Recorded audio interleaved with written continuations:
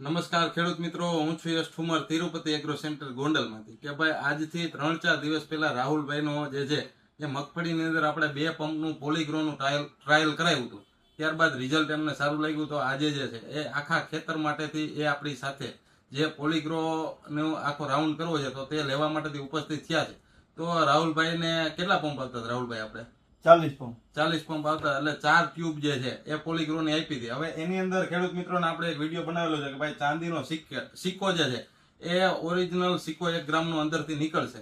તો રાહુલભાઈને 4 આપી, પછી ત્યારબાદ આપણે અહીંયા ઓપન કરવાનું કીધું. તેમાંથી સિક્કો નીકળો ખરા? તમને શું લાગ્યું? નીકળો, બતાવો આપણા ખેડૂત મિત્રોને.